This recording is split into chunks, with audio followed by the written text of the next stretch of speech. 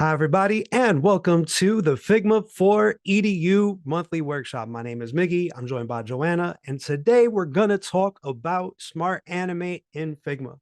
What that means is we're going to be using prototyping in a way that allows us to create frame by frame animations or tween animations for use in the Figma platform and for articulating various things such as micro interactions and or, animations for your slides and or sites.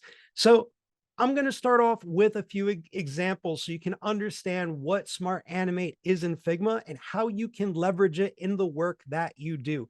I am in this Figma file. So if you're brand new, over here in the center, this is the main canvas. Holding down the space bar to easily navigate around. Over here in the top left, you're going to see pages. Those pages are going to take you to sort of different iterations of the canvas that have different things on the canvas. Over here in the layers panel on the left, you're basically going to see a representation of everything that's on the canvas. So if I double click on any one of the icons of an object in the canvas, it's going to take me directly to that. Now, Figma is used to design websites, apps, and sometimes within those websites and apps, you're going to have micro interactions. You're going to have micro animations. Animation is going to be a tool that's going to help you convey to someone that something is taking place, that a transition is happening. When you're inside of an app, sometimes you need to tell a little story of what is happening to that end user. Smart Animate is a feature that allows you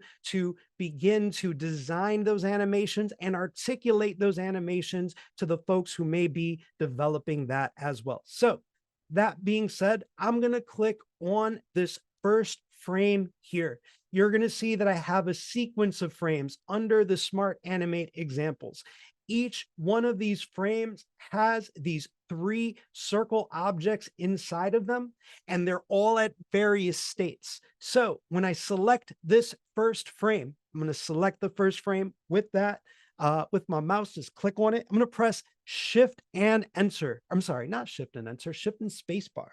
Oh, I did that wrong. All right, so Shift and Space. My bad. I got that wrong, but that's okay. Shift and Space Bar, you're going to see that the little balls will then begin to dance. So effectively what is happening here is we've created a prototype.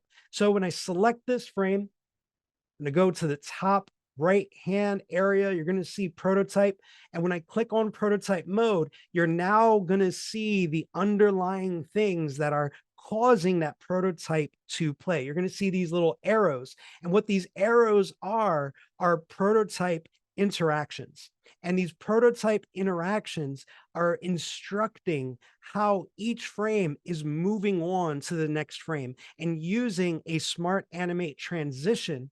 And it's taking a look at the artwork that is placed on that frame and causing the tweening to take place to give it the appearance that it's animating. I'll show you one more. Now, when you're in prototype mode, so once again, design mode, you're not going to see those arrows. We click on prototype mode, we see those arrows. You are also going to see these little start play buttons that is going to allow you to preview those animations live. So another way to access this, when you select that frame, you come over here to the top right, to the left of that share button, and you'll see that there's two options. There's present, which will allow you to present the animation as its own thing, separate from the canvas, the workspace where we are currently, or you can go to preview, and that preview, which is Shift space bar, is going to allow you to preview that directly on the canvas. Let's take a look at one more example before we start to instruct on how to begin thinking about using animation in Figma. Now that I've selected this frame, you're going to notice that it's not playing. This one is utilizing prototyping and waiting for us to interact with it, right? We actually need to click before the animation will play, and then the animation plays out. When I click again, you'll then notice it closes up. If I come up here in that preview window, you'll see there's this little overflow menu, and in here there is an option called follow prototype. When I click follow prototype, it's going to do just that. And it's going to help me understand how I am moving through this prototype using the prototype instructions to then help me articulate the animation. So all prototypes in Figma require at least one frame. That being said, let's show two more examples of how this then becomes more relevant when you are designing for websites or apps. These two examples are from a recent launch that help highlight the new Figma glass effect feature. So when I preview this example here, let me make my window a little bit taller. When I preview this example here, you'll see there's this little window. And when I click on it, you'll see that it's expanding the window. You see that the keyboard is hopping up. And you'll also notice that the glass effect that is being demonstrated here works just fine in Figma. Let's take a look at another example here. When I select this frame and press Shift and Spacebar, once again, this is just an exploration. So whereas that first app example might be a little bit more literal, this is more of an exploration of how that feature works when animated. So effectively, the way that animation works in Figma is you define and draw out an object, define its properties, and then change its properties across frames. So let's go into starting simple and building out our first example.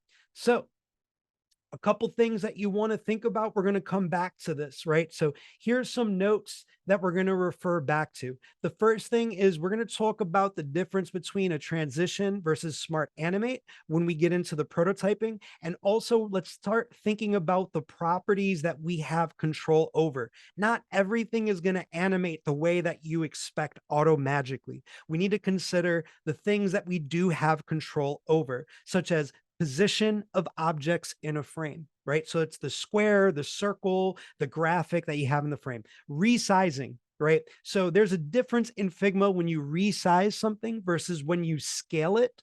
And the scale can potentially break an animation. So you need to be mindful how you resize things when you animate them. So just be aware of that before you begin to animate, and be mindful when you're seeing things not animate quite the way that you expect. Rotation, so when you're rotating an object. Color, so if you have a shape that has a color applied to it, you can animate transition that color, as well as some effects. So I just demonstrated the Figma glass effect. We'll dig into how you can animate with that to create some very rich visuals. All right, so we're going to begin down here. Oh, also, yeah, Joanna's like, any motion designers? Yeah, let me know if you're a motion designer and you're joining in, you piqued your interest in working in Figma. Once again, one of the benefits of Figma is being able to be with multiple people in the file at the same time. Oftentimes, when I'm working with students in a Figma file, I have them all exist in their own individual page. So I might be working in page one, I have a student working in page two. When we do these animations, I usually treat it as an introduction to prototyping. So it's a way to kind of tell simple stories. So here I am. I'm going to go back to the design mode, right? And you'll see there's prototype mode, there's design mode. Let's also cover a quick shortcut that will help us go between them, right? And that shortcut is going to be Shift and E, right? So Shift and E will allow you to more quickly move between prototype mode and design mode. So design to prototype mode.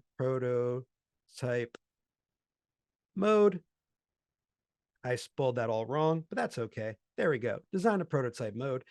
So when I press Shift E, you'll see I'm in prototype mode. I'm in design mode. I'm in prototype mode. I'm in design mode. It's going to allow your work to move that much faster. And once again, when I highly recommend leave little notes for yourself in Figma to help you learn how to use Figma. I do it all the time. So here we're taking a look at three individual frames. I have step one, step two, and step three. Notice when I click here, here is step one. Over here on the left, I have step two. I'm going to bring it down. And I have step three. I'm going to bring it down. So you always want to make sure that you're mindful of working with your layers, understanding where your layers are and the objects that are nested inside of the frames as you work. So here I have 3 circles. I want to begin to animate them. I have a simple example here. When I press Shift Space Bar, right, it'll animate. Let's turn off follow prototype. You'll see it animating here. And what we're going to do is we're going to do the same thing with this frame as well. So we're going to first take a look at this circle that we have and notice its name. It's ellipse 2836. That's not a good name. We want to give it a better name. I'm going to select all of the circles across all of our frames. And I'm going to do so showing you a nice little trick. You come over here, you'll see over where it says ellipse just to the right of it, when it recognizes additional frames that have additional objects inside of it, right? You can select matching layers. So they're now all selected. So now this is called multi-edit. This allows me to edit those multiple objects across those subsequent frames. However, be mindful of all of the frames that it's selecting. So what we want to do is I'm going to select this. I'm going to go to multi select. What is it? Multi select matching layers. That's the name of the feature. We're going to go to select matching layers. We're going to rename all of these at the same time. So we're going to use Command R. If you're on Windows, it's Control R. I'll show you that one more time. All of those circles selected. We're going to press Command R or Control R, and we're just going to make sure they all have the same name and a name that is meaningful to us and that makes sense. So I'm going to call it circle because I mean, it's a circle. So we can see that they are all named properly across step 1, step 2, and step 3. We have the circle inside. Now, what we want to do is we want to create an action that's going to take us from one frame to the next frame. Let's select step 1, and then we're going to use our little shortcut key here, Shift E. Shift E is going to take us into prototyping mode. When you're in prototyping mode, things behave just a little bit differently. When I hover over this frame, you're going to see this little plus inside of a circle. We can drag that over to the next frame, and that's going to create an interaction between those frames. Now, I can set these values, but we're going to do so in just a moment. We're going to change these values together at the same time because it's going to be easier for us to manage all of the shared properties when we're animating this. I'll show you what I mean by that. We're going to select step 2. We're going to draw another arrow. We're going to have another interaction. We're not going to bother ourselves with the interactive steps just yet. Now we're going to select step 3, and we're going to drag that arrow all the way back. Now, when I click on the canvas, I can see the arrows show up. So there's an interaction between those two, right? There's an interaction between those two, and there's an interaction that goes back to the first frame. What we want to do is edit all of those interactions at the same time. I'm going to show you how. Here, I'm going to click on the canvas. I'm going to click and drag, and you'll see that it's selected all of those arrows. I'll show you that one more time. I'm going to click, and then I'm going to start selecting those arrows, and I'm going to just keep selecting those arrows, and we're going to see this little interaction menu pop up. I can make my interface a little bit bigger for those of you in the back who want to see it a little better. There we go. So this is the structure of the interaction. So if we kept it as on click, we'd have to click through every frame. So if you've watched one of my prototyping workshops in the past, we might be using an on click. However, since we want the animation to auto play, right, we're going to use after delay. This is the same function that would be used in code to help something know when it has to move on to its next frame or move on to its next state. So instead of clicking, dragging, or hovering, we're going to wait a period of time and then move on to the next frame. We don't want that delay to be very long. We want it to be pretty quick. So we're going to say after delay, we're going to set that value to 0. And you'll notice that if I type in 0, it's actually going to translate to 1 millisecond because it has to have some kind of value, right?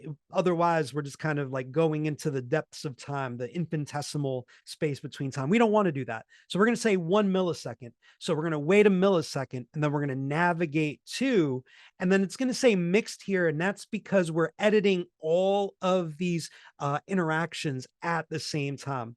And then here, when we go to animation, we're going to choose Smart Animate. All of these other options are just transitions. And those transitions are just going to go from one slide to the next, ignoring the content, not trying to make an actual animation. So Smart Animate is going to take a look and notice the circle in the last frame and the circle in this frame and say, oh, you're small in that frame. And in this frame, you're a little bit bigger. And it's going to note the change in properties between that first object and that second object. And then it's going to use a process called tweening. Tweening is when it's trying to figure out how to animate from that first one to the second one. So it's going to maybe resize and it's going to change its position. And then we can also maybe change a color and it's going to try to perform that visually so us as people can understand what's taking place. So after delay 1 millisecond, we're going to navigate to Smart Animate. We're going to choose an ease in and out, right? So when in doubt, ease in and out. It's one of my favorite ones. Right now, we're going to leave a 300 millisecond duration. So it's about a third of a second. And those timings are going to be very brief. You're typically going to operate between, I would say, about 300 milliseconds and 800 milliseconds, depending on how you're animating something, its weight, its size, all of that impacts the duration that you choose here. So now that we have that set up, our animation is there. We'll notice that there's already been a new flow created. If we want to give it a name, we can actually just double click on it and give it a name. So instead of flow 4, I'm going to say simple animation. When we hit play, we will see our animation play out. Now, I'm going to make this a little smaller. I'm going to scale that down. I'm going to move this over to the corner because I'm going to shift back into my design mode and make live edits and watch those edits impact the previewed animation as I'm working. So we could either press Shift E or go back into design mode. And here you'll see that as I'm making changes, the animation will then update. So as I am moving this around, I can easily begin to see how it's impacting that. So if I change the fill as well, I can make that red, I can make that green, I can change even that first frame. We can see how this is being affected. I can even squash and stretch this a little bit as I am moving as part of this animation. So if you are following along, you can begin to see how this works. So I'm seeing, is there a possibility to add some easing? We already did. So when you go to your prototype, you select those arrows and right here, curve, ease in and out. Now, if you want to apply a custom curve, you can come to custom Bezier and you can make the ease in out more pronounced. So an ease in out is going to look a little bit more like this, dramatic. And you'll notice that as I am applying this transition, it's impacting that animation live as I am working on it. So we can see how this is playing through here. So once again, in design mode, I'm able to move this up and you can see how it's impacting that animation. So once you have this set up, you can begin to add other objects in here as well, just to get a sense of how this is working. If I was to add a rectangle in this frame, because the object doesn't exist in the next frame, you'll see it fade out. So if I take that same rectangle, which is currently called rectangle 5, let's rename this rectangle. I'm going to rename this rectangle Joanna. There we go. So we have a Joanna rectangle, and I'm going to paste it in step 2 and paste it in step 3. And you'll see that as I move that rectangle around, it too is now part of those transitions taking place. Now, if Joanna was misnamed in step 3, let's say it wasn't Joanna, but instead Lauren, right? We're going to see a jump between here and here. We can even slow that down. I'm going to go back to prototype mode. I'm going to click on the canvas and select those arrows. And here I'm going to reduce the speed of those transitions down to 1,000 milliseconds. So this way you can get a better sense of what's going on. Now you'll notice that the frame where this rectangle was named Joanna to the frame where the rectangle is named Lauren, there's a disconnect because they're not named the same. It can't recognize it as the same object. Another way to identify this is to, in prototype mode, select the object you wish to animate. When you select it, you'll see a highlight across the frames that demonstrates the matching object across those frames, letting you know that they will animate. So here, while this object in the third frame named Lauren, it looks like it's here, but it's not quite. So let's match up Joanna. And now we are all set. And that could be whatever name. So I can select all three of those. I can hit Command R and I can change them all to Lauren. So Lauren's included. There we go. So now those rectangles have all been named and that still works. Cool. So feel free to try that out. Remember, mind and name your layers, be consistent with how you structure them. If you rearrange the layers, they may not animate appropriately. Think about order of operations. As you're starting to create an animation and you're creating and working with additional frames, I'll show you how to do that right here. You can select a frame, press the F key, you'll see a little dot show up. And when you click plus, it'll generate another frame that already has your content. If you make any changes, you just need to be mindful of how you're moving your arrows around. Now, however you move your frames around, so if I move my frames on the canvas, it'll give me a much better sense of those interactions. I can better see how they're playing and working with one another. So feel free to adjust these frames on the canvas as you please. It will not impact the animation itself. And you'll notice that the prototyping arrows will accommodate the new arrangement. Awesome. So already we've covered a lot. You're going to create a frame. You're going to have objects inside of that frame. Those objects inside of those frames can be used to create the basis of many interesting interactions, animations, and micro interactions that you are attempting to articulate. Now let's start talking about using more advanced effects as well as the concept of masking to give us a more of an advanced approach. So here are mask and effects. And once again, the preview should be shift and space. Apologies for that mistake. There we go. So the difference between Command D versus pressing F and plus sign, it's the same thing. So when I select this frame and I press Command D or Control D, it'll duplicate it. Same thing. The difference here is that, let's say if you press the F key and you want to create a frame in between two frames, I can click plus here and it'll generate in the other direction. So there's just a little more flexibility when you have that F key addition. So I can go here, I can press the F key and I can create a new frame duplicate directly in between these frames. And if I want to generate a blank frame, so many instances you might want to generate a blank frame. When you do that and you hold the Option key or the Alt key on Windows, it'll generate a blank frame in between those two frames. So pressing the F key pulls up the frame tool. And when you have the frame tool selected over a frame, these little options allow you to better generate a new frame as part of that sequence, either with a duplicate frame, right?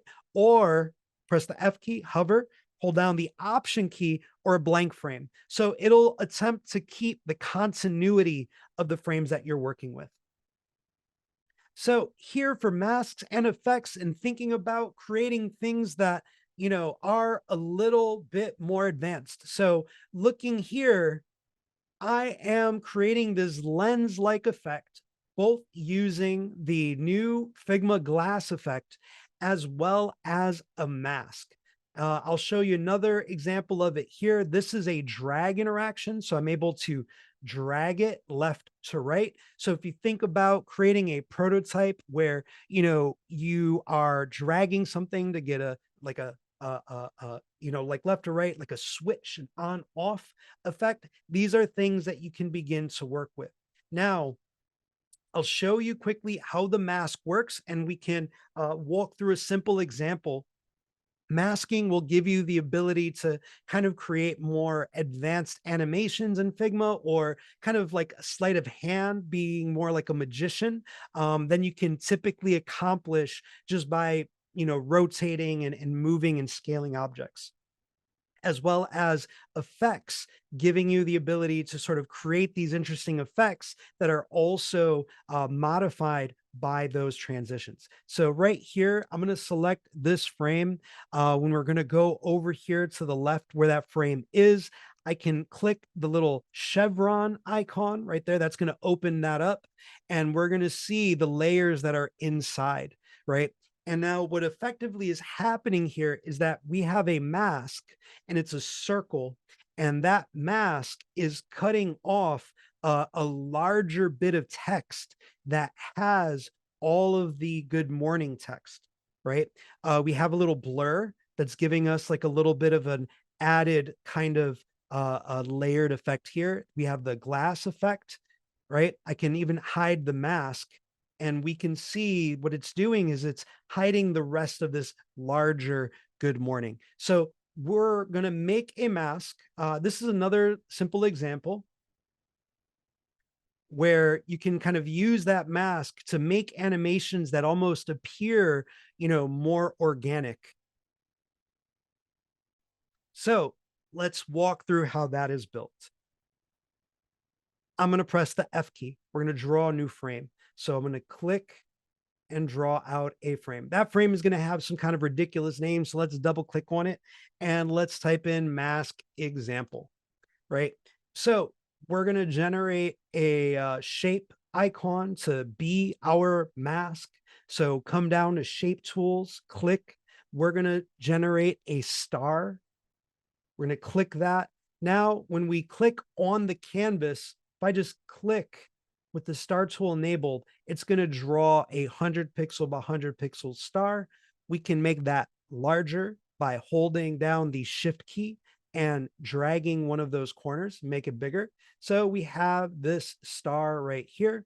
We can even increase the count of the points and make that star a little bit bigger. Let's choose, there we go. We got like a little star right there.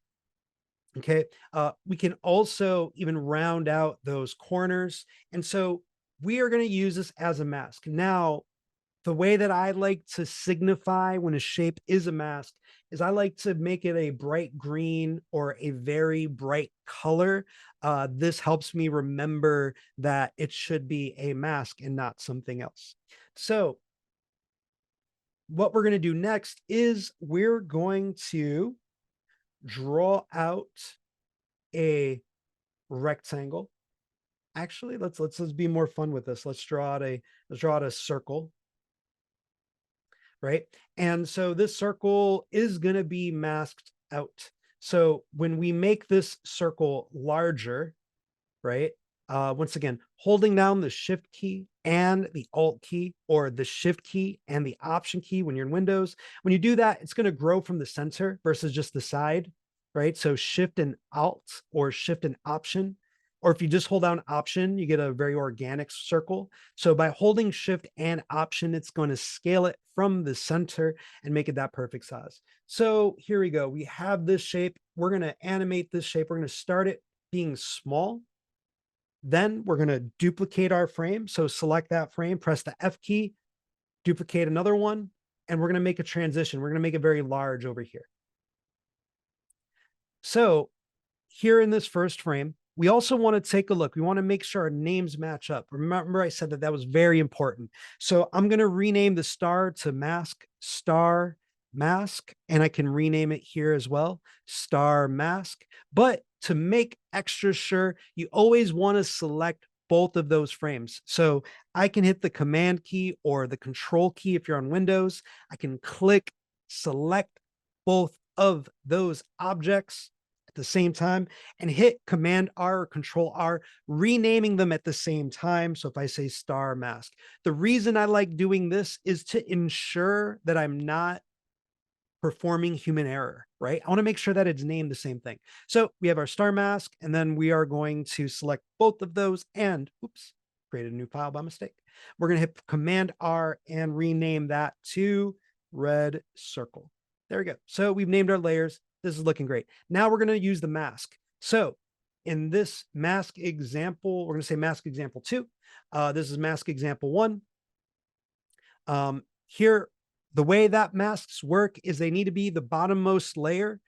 So here I'm going to right click and say use as mask.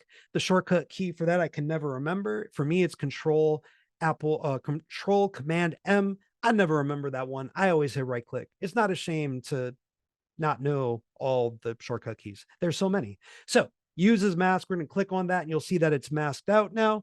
And here to star mask, I'm going to use that as a mask. So you want to make sure that across the 2 frames that you're working with, you know, that they're applying. And the mask is larger than the circle. So what we're going to do is the circle is going to grow and it's going to grow out into the mask and it's almost going to look like a morph effect. Let's go to prototype. We are going to select this frame, drag an arrow between the 2, go to this frame, drag an arrow between the 2, and it's just going to animate between them. We're going to select, and here let's use on click. So we're going to click, it's going to animate, we're going to click, and it's going to animate back. On click, navigate to, the destination is mixed because we are editing both interactions at the same time to save us some time. Smart Animate, we're going to do the custom Bezier. You can also note that there's another set of spring animations as well. I use these very sparingly. However, feel free to experiment if you wish. I'm going to use my custom Bezier of an ease in out animation. Now, when we preview that, right, we have the circle kind of growing out into that shape. Now you can do things like also animate the star mask as well. So I can rotate the star mask and you'll see that we start to get a nice little effect at the end.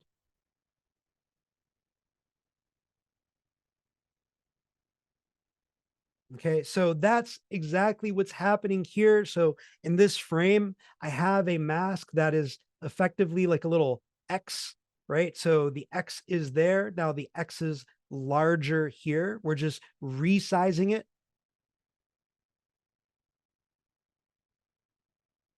And that's what allows for the effect. So I like to bring this up. I feel like people don't really talk about masks much in Figma, but there's a lot of opportunity to be had when you use them. Next, we're going to talk about interactive components, and that's going to lead us into using animation in Figma slides, as well as using animation in Figma sites. So oftentimes folks are like, okay, cool, I can make an animation in Figma, but what good of use to me is it elsewhere?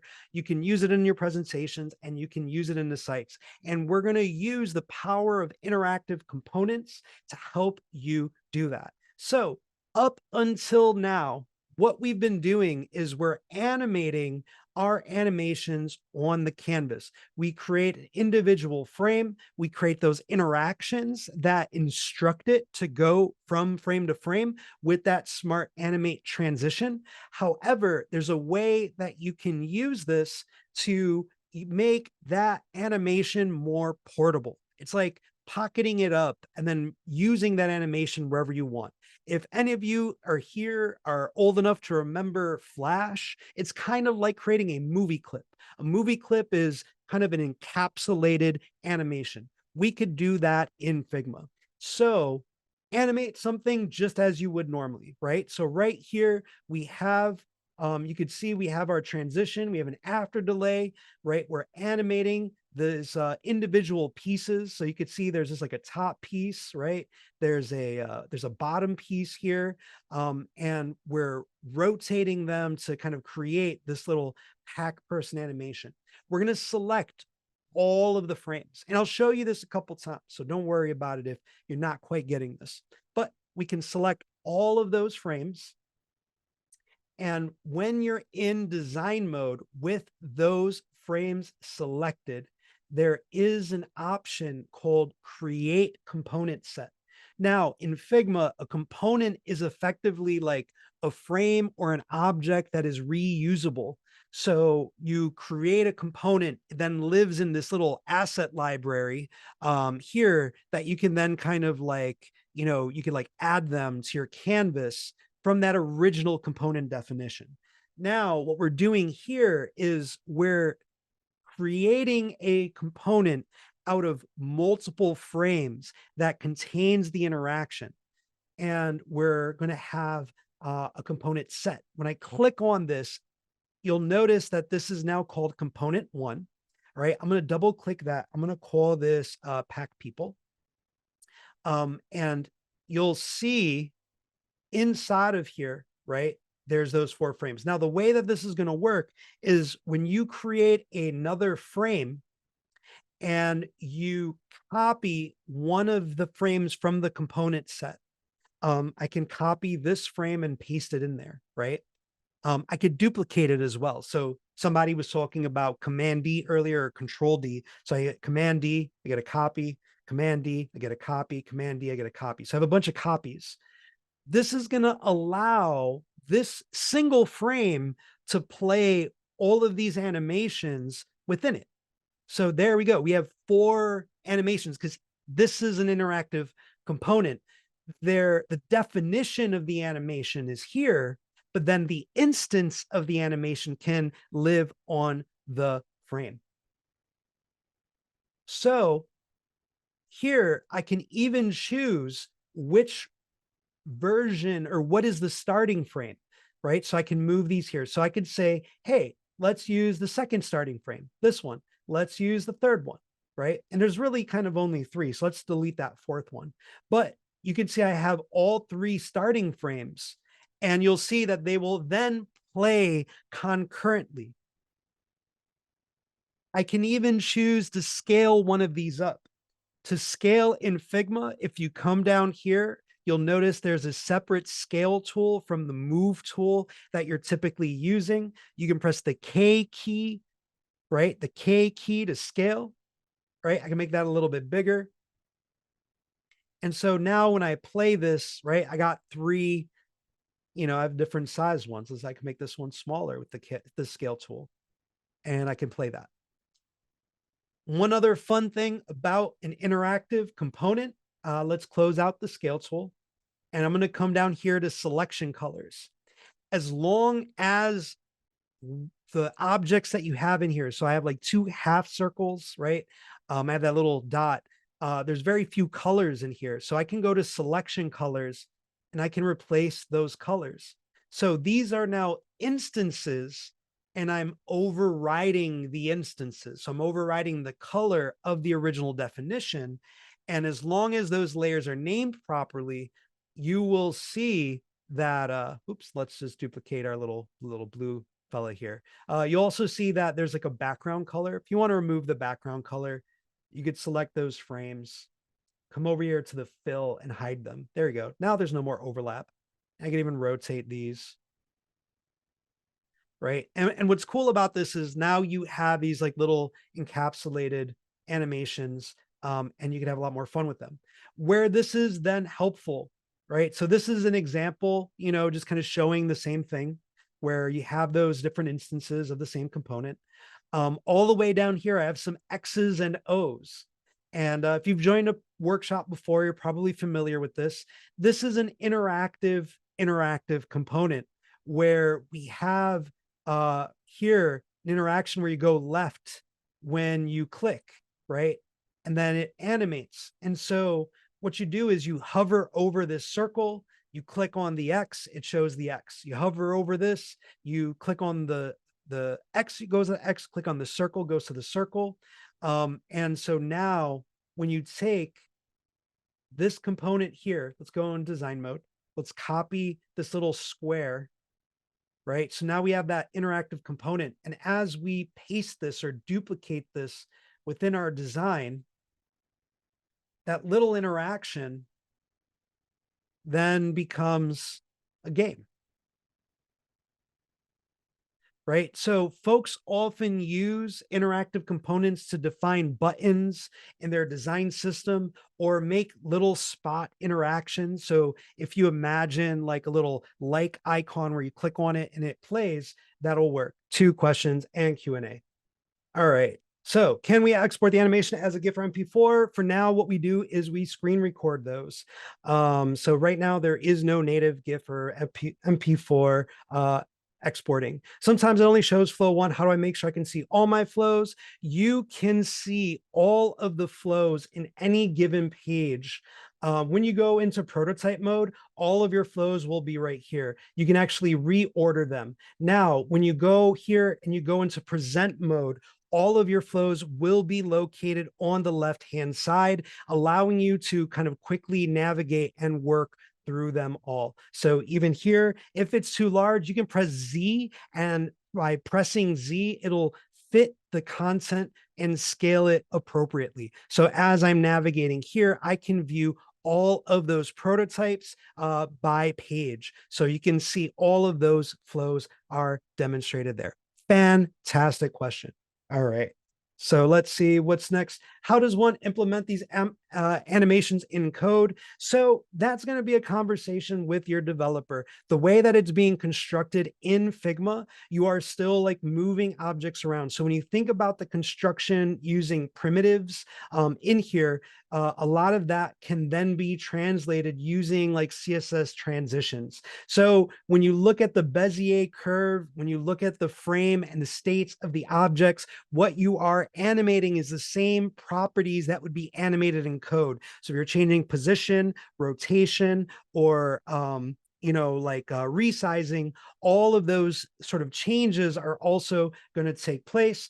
So even when you go into dev mode and begin to expect something out, you will note the interactions of after delay, delay 1 millisecond, change to pack person 2. So the developer can go into dev mode and see basically what's taking place here. So even this curve right here, that easing curve, that's basically the same Bezier curve that's translated for easing in code.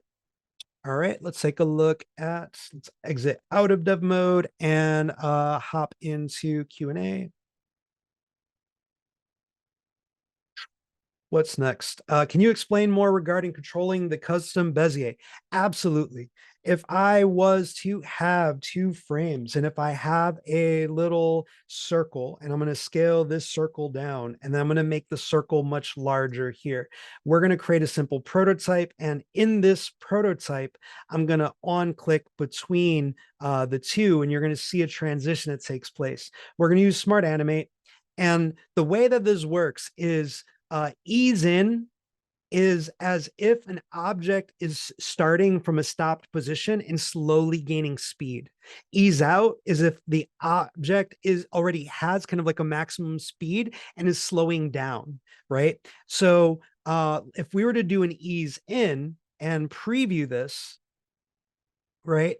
The ease in is kind of like you'll see things kind of stop abruptly, right? So it's imagining a car going like 60 miles an hour and then it just stops, right? You expect it to slow down first. So an ease in is good is if you are animating an object off canvas. So if it's starting from a stop position, it's gaining momentum. That's what an ease in is. An ease out is when an object already has the momentum and then is slowing down.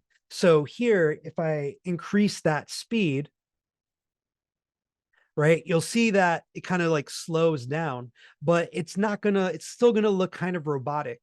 When you have an ease in and out, It's mimicking something that is more realistic, where if a car is in your periphery, right, you see the car start from a stop position, it gains speed, but then you see it slow down and stop. That's an ease in and out. So in a custom Bezier, right, this is an ease in, that's an ease out. As you control this Bezier, you're adjusting how sharp of that stop is, or how slow is it coming to a stop. When you do an ease in and out like this, right, the more dramatic it is, it's going to speed up really fast in the middle and slow down. So you see here, that middle part is very quick. So if I ease up on that, if I make that a little bit less dramatic, right, it's going to feel like the motion is there, where it's starting from a stop position, it's gaining momentum, it hits a top speed, and then it slows down. So what you're doing is you're managing its velocity over time across the properties that you're animating, and you're animating all of those properties in tandem at the same time. So easing out back does just like a little bit more, right? So it's like if I go back, that means it overshoots. So it's kind of like gains momentum, it goes beyond its point and then kind of slows down. So that's an ease in, out, back. And then some of these other ones here are more spring-based animations that are using other properties of force to give the appearance of like an ease, but with a spring movement. So if you're imagining the object is on a spring and there's like, it's kind of being snapped back as it goes to its resting spot. So you want to be mindful of that. All of those can be previewed down here. Fantastic question. I'll take two more questions. Let's go back to Q&A, and here in Q&A, once again, sorry for some of those like last examples, the sites and animation. I'm pretty sure it could just be that I have like a weird caching issue with like my Figma desktop. How do you access the glass effect? Is it open to Figma for you? Absolutely. Draw a frame, press the F key, go to the design panel, come down here to the effects panel, click on effects, and you'll see drop shadow. You'll go all the way down and choose glass. Now with glass applied, there's various properties: refraction, depth, dispersion, and frost. So when you have that glass frame, right, you'll be able to apply it to all of the objects that are there. And then you can also round out the corners. So the thing is you have to make sure that you're using a frame and not a shape. So here, glass effects only work with frames. So there you go. Now, if you want to apply a bit of opacity to this, or a color, you can go to the fill and you can give it a tint. So you can make like a little piece of blue glass and kind of increase that. So if you're looking for a bit of opacity or need more contrast, if you're going to include things like text. So hello world, right?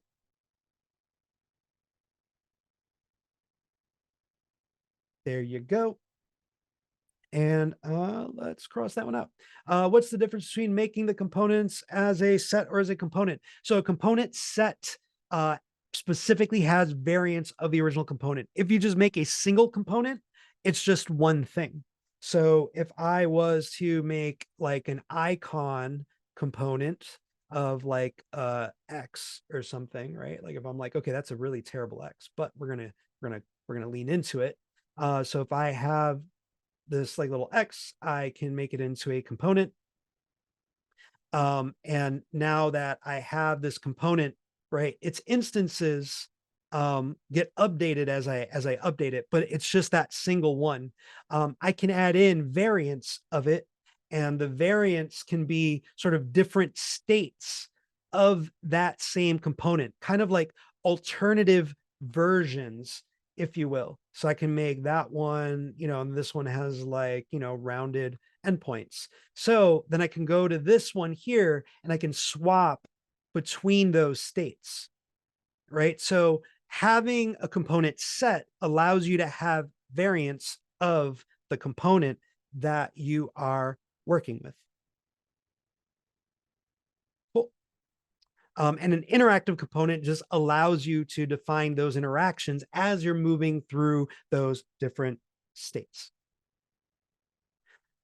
All right. How do I change colors of the instances? This feature is not coming up for me. To change the colors of the instances, you scroll down, you'll see selection colors. Selection colors looks at the object that you have selected and sees all of the colors that are inside. So there's only one color nested here, and that's going to allow you just to change that color. Now, because the contents of each variant already matches, I can then set them as different. And because the naming structure is the same, it's going to remember the color as I cycle through those variants. Oh, we're going to be able to get through all of these. This is amazing. Will objects with the same name and number be recognized as the same object for the animation? So it's not just the same name, but it's also the layer position. So if I was to have two frames, and this is rectangle one, and this is rectangle two, right? If I reorder them, then it might have a hard time recognizing them because this is fairly simple and there's just a quick kind of change here. It's still recognizing it, but when you drastically change layer order, it can impact whether or not it recognizes that it persists across those frames to perform the animation. So we try to do our best and understand the logic that is by the author or the designer, but just try to be mindful. You might want to keep things on the same layer or level.